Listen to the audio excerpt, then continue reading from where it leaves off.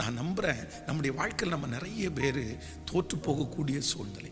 நமக்கு அந்த அளவுக்கு பின்னணி இல்லை, நமக்கு அந்த அளவுக்கு தைரியம் இல்லை, நமக்கு அந்த அளவுக்கு பரிசுத்தம் இல்லை.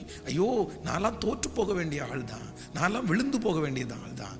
ஆனால் அப்படி இருக்கிற பிள்ளைகளுக்கு ஆண்டவர் என்ன பண்ணுறாருன்னா அவருடைய கிரேஸ், அவருடைய கிருபை. நான் நம்புகிறேன் இந்த சத்தத்தை கேட்கிற உங்கள் மேலேயும் என் மேலேயும் ஆண்டவருடைய கிருபை நிறையவே இருக்குது. கர்த்தருடைய கிருபை இல்லாட்டா இந்த சத்தத்தை நம்ம கேட்டிருக்கவே மாட்டோம். நீங்கள் பயப்பட வேண்டாம், நான் தோற்று போயிடுவேனோன்னு நம்ப வேண்டாம். அவருடைய கிருபை உங்கள் மேல் இருக்கிறது.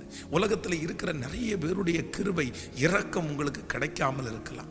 மற்றவர்கள் ஒருவேளை நினைக்கலாம், இவெல்லாம் ஜெயிச்சு என்ன பண்ண போகிறான், இவனுடைய பிள்ளைகளெல்லாம் ஜெயிச்சு என்ன பண்ண போகிறாங்க, இவங்க நல்லா வந்து என்ன பண்ண போகிறாங்க.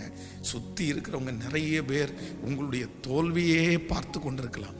ஆனால் ஆண்டவர் வாக்கு கொடுக்கிறார், நீங்கள் தோல்வி அடைந்து விடுவோமோ என்று நினைக்கும் போது அந்த சின்ன உதவியை அனுப்பி உங்களை ஜெயிக்க பண்ணுவேன் என்று கர்த்தர் வாக்கு கொடுக்கிறார்.